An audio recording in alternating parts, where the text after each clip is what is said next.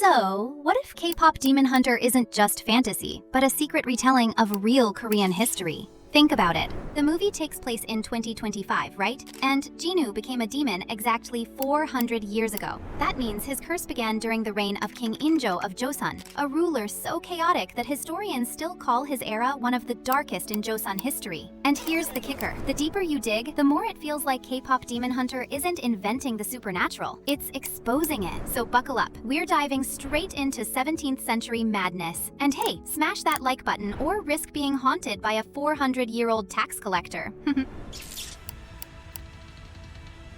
Let's set the scene. 400 years ago, Joseon is caught between two clashing empires, the Joseon Dynasty fading, the Manchu-led Chung rising. The court's in chaos, nobles are scheming, and then bam! A coup! The current king Gwanghae-gun is exiled, and his cousin Injo takes the throne, backed by ambitious officials who think they just saved the kingdom. Spoiler alert, they didn't.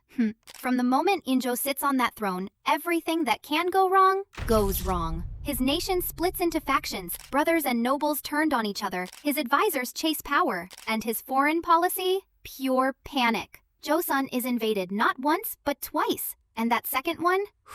Absolute disaster. Imagine this, the king himself, holed up in a freezing mountain fortress called Namhansanseong, running out of food, surrounded by enemies, his soldiers starving in the snow. After weeks of suffering, Injo finally gives up, kneels 3 times before the Chung's envoy, hands raised in surrender. One of the most shameful moments. That image burned itself into Joseon's national memory. Now picture Jinu in that world of chaos, serving a king who promised protection but delivered defeat, watching loyalty dissolve into ash. The perfect setup for a soul to break, right? Okay, let's zoom out from the palace and look at what life was like for the regular people. You're a farmer. You've survived one invasion, lost half your crops to another, and you're praying that your village isn't raided. Your king is hiding in the mountains, and the only thing more empty than your rice pot is your hope. Taxes keep climbing. Soldiers are conscripting your sons. And rumors of cannibalism? Yes, actual cannibalism start spreading during the harsh winters. It's no wonder people began to believe that evil spirits had taken over the land. When kings fail their people, that imbalance calls out to something dark. Evil doesn't just show up. It's invited. And that's where Jinu's story hits home. He's living through a time when faith in the king meant nothing, prayers went unanswered, and survival meant compromise. In the movie, his transformation into a demon isn't just dramatic, it's metaphorical. He's not a random villain. He's a reflection of a world gone wrong. He becomes what his world already was. Cursed, desperate, consumed by pain. The movie even nails this visually. Remember those dim palace flashbacks? The flickering candlelight, the whispering voices, the slow fall into darkness? That's the sound and sight of Joseon's despair made real.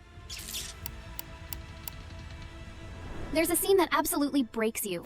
Jinu stands alone amid a burning palace, sword in hand, eyes reflecting fire. You can almost hear the ghosts of soldiers crying out. Later, when Rumi uncovers his records, we see that he wasn't born evil. He served. He protected. He believed. To the people, honor meant more than survival. When the king surrendered, countless Joseon soldiers refused to kneel. Some fought to the death. Others took their own lives rather than bear the shame. Jinu could have been one of them, a loyal servant watching his oath dissolve, watching the world crumble while the man he swore to protect kneels in defeat. The guilt, the helplessness, it's easy to imagine him turning to anything, anyone for power to make it stop. And when that anyone turned out to be a demon, well, that's how legends begin. In K-pop Demon Hunter, Jinu's transformation feels tragic, not monstrous, because it's born from love, loyalty, and grief, twisted by time. The visual language reinforces this too.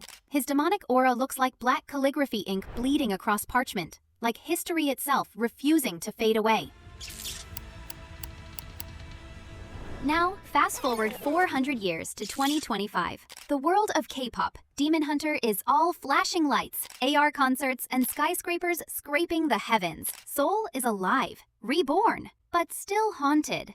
Because beneath all the glitter, the same human flaws linger. Greed, pride, betrayal, the hunger for power. And that's the genius of the movie. Huntrix fighting demons isn't just action, it's symbolism. They're fighting the spiritual leftovers of a broken history. Every time Huntrix performs a purification song or uses music to suppress evil, it's like they're rewriting 400 years of history, turning pain into rhythm, turning loss into light. And then there's Jinu's final act, the moment that hits like a spiritual mic drop. He sacrifices himself to save Rumi, giving up his demonic power once and for all. But this time, the kneeling isn't humiliation, it's redemption. 400 years ago, he kneeled as a man defeated by fate. Now, he kneels by choice to save the city he once cursed. It's a full circle. The boy who fell because of a broken world becomes the man who fixes it. The demon becomes human again, not because of power, but because of compassion. That's what makes K-pop Demon Hunter so powerful. It doesn't just tell a story, it heals one.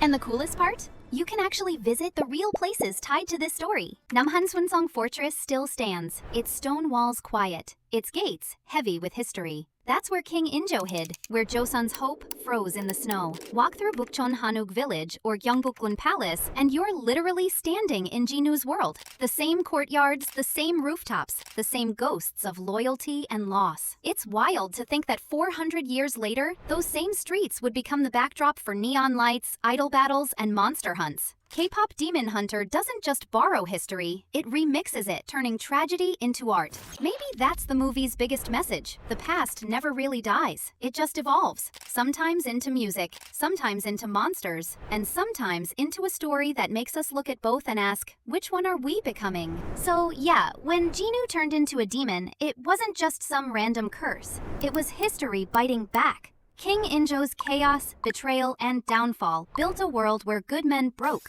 and broken men became legends. 4 centuries later, K-pop Demon Hunter isn't just about epic fight scenes or supernatural glam. It's a haunting reflection of that pain. Every exorcism, every song, every shattered mirror in the movie feels like an echo of Injo's era. A time when survival meant sacrificing pieces of your humanity. Jinu's story is that wound brought to life. It asks a question that still hits today. When your world collapses, do you cling to your morals, or do you let the darkness take the wheel? So tell me, if you lived under King Injo, betrayed and starving, would you have done what Jinu did? Drop your thoughts below. Hit that like button like you're banishing a 17th century ghost. And subscribe if you love your history raw, real, and a little bit cursed. Until next time, stay curious, stay brave, and remember, sometimes the scariest demons aren't hiding in shadows. They're sitting on thrones.